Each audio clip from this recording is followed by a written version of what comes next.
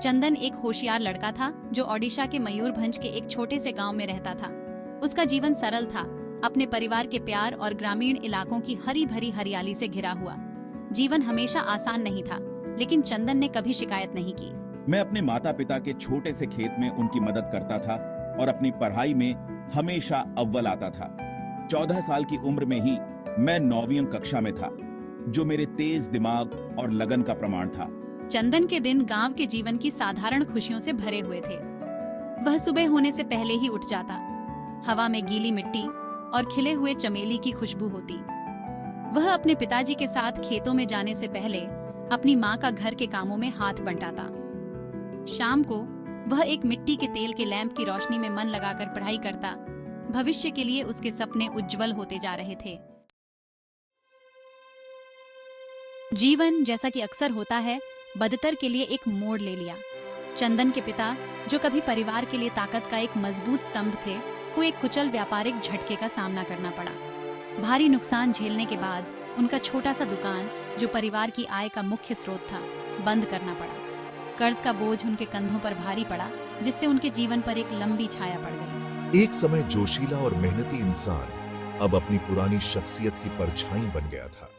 मेरी असफलता के बोझ ने मुझे निराशा के गहरे सागर में धकेल दिया था। मैंने उन सभी चीजों में रुचि खो दी जो मैं एक बार पसंद करता था। अपना दिन निराशा के कोहरे में खोकर बिताता था। चंदन असहाय होकर देखता रहा, क्योंकि उसके पिता, उसके हीरो, उसकी आंखों के सामने टूट रहे थे।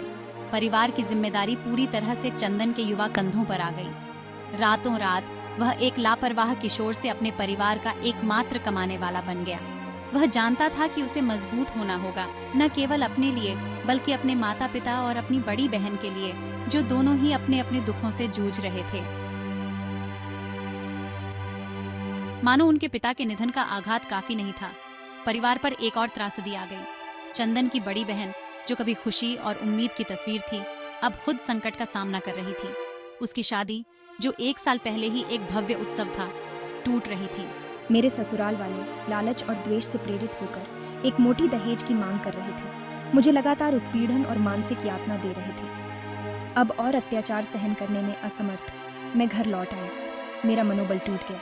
मेरे सपने चकनाचूर हो गए। दहेज की मांग एक कड़वे संपत्ति विवाद में बदल गई, जिससे परिवार की पहले से ही नाजुक वित्तीय स्थिति पर दबाव पड़ा। एक समय खुशहाल घर अब उदासी और अनिश्चितता के माहौल में डूबा हुआ था। चंदन ने अपनी बहन के दर्द को भारी मन से देखा। उसने उन लोगों के प्रति क्रोध का अनुभव किया जिन्होंने उसके परिवार के साथ अन्याय किया था, लेकिन वह जानता था कि क्रोध से कुछ हल नहीं होगा। उसे अपने परिवार को निराशा के इस रसातल से बाहर निकालने का रास्ता खोजना था। उसे इन अंधेरे समय में उनका सहारा, उनकी आशा की किरण बनना था। भले ही उनकी दुनिया टूटती हुई प्रतीत हो रही थी, चंदन ने उम्मीद नहीं छोड़ी। वह जानता था कि वह निराशा में नहीं डूब सकता। उसके परिवार को उसे मजबूत बनाने, उनके समर्थन का स्तंभ बनने की जरूरत थी। उसने मशरूम फार्म पर अपने प्रयासों को दोगुना कर दिया, सावधानी पूर्वक अपनी फसल की देखभाल की, उनकी अल्प आय को बढ़ाने की उम्मीद में। रात के सन्नाटे में जब मेरा परिवार सोता था, मैं खुद सोच में डूबा रहता था। मुझे पता था कि अकेले मशरूम की खेती हमें इस संकट से बाहर निकालने के लिए काफी नहीं होगी। मुझे एक बड़ी योजना, एक अधिक स्थायी समाधान की आवश्यकता थी। उसके मन में एक विचार ने आकार लेना शुरू कर दिया, अपना खुद का व्यवसाय शुरू करने का सपना। उसने एक छोटी सी बढ़ेगी कार्यशाला की कल्पना की, एक ऐसी जगह जहां वह अपने कौशल का उपयोग सुंदर और कार्यात्मक फर्नीचर के टुकड़े बनाने के लिए कर सके। वह हमेशा अपने हाथों से अच्छा रहा था। अपने दादाजी की चतुराई और विस्तार के लिए आंख विरासत में मिली थी। वह जानता था कि कड़ी मेहनत और समर्पण से वह अपने सपने को हकीकत में बदल सकता है। जैसे ही अंधेरे में उम्मीद की एक किरण चमकने लगी थी, भाग्य ने मुझे एक और क्रूर आघात दिया।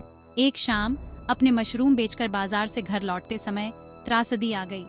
एक तेज रफ्तार ट्रक, जिसका चालक लापरवाह और लापरवाह था, चंदन की साइकिल से जा टकराया, जिससे वह सड़क के किनारे सख्त डामर पर गिर गया। टक्कर से उसका बायां पैर टूट गया और वह सड़क किनारे तड़पता रह गया। राहगीर उसकी मदद के लिए दौड़े। उनके चेहरे पर चिंता और दया झलक रही थी। चंदन को पास के अस्पताल ले जाया गया। उसके सपने धुंधले होते जा रहे थे, क्योंकि दर्द उसके शरीर में दौड़ रहा था। S1 दर्द असहनीय था। मैं अपने सपनों को हर पल फिसलते हुए महसूस कर सकता था। डॉक्टर के शब्दों ने मुझे ईंटों के टन की तरह मारा। यह एक जटिल फ्रैक्चर है, उन्होंने कहा। उनकी आवाज गंभीर है। आपको सर्जरी और महीनों फिजियोथेरेपी की आवश्यकता होगी। हो सकता है कि आप अपने पैर में पूरी तरह से गतिशीलता हासिल न कर पाएं। चंदन का दिल डूब गया। उसका पैर, उसकी आजीविका, उसके सपने, सब कुछ फिसलता हुआ लग रहा था। चंदन के एक्सीडेंट की खबर जंगल की आग की तरह पूरे गांव में फैल गई, जो मिस्टर पटनायक नामक एक दयालु बैंक मैनेजर के कानों तक पहुंची। मिस्टर पटनायक चंदन के पिता को कई सालों से जानते थे और परिवार की बदकिस्मती के बारे में सुनकर बहुत दुखी हुए। उन्होंने अस्पताल में चंदन से मिलने का फैसला किया, इस उम्मीद में कि वे सांत्वना और समर्थन के शब्द कहेंगे।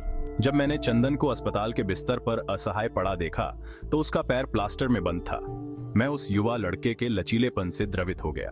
चंदन अपने दर्द और पीड़ा के बावजूद अपने परिवार की भलाई के बारे में अधिक चिंतित था। उसने मिस्टर पटनायक के साथ बढ़ेगी कार्यशाला शुरू करने के अपने सपने को साझा किया।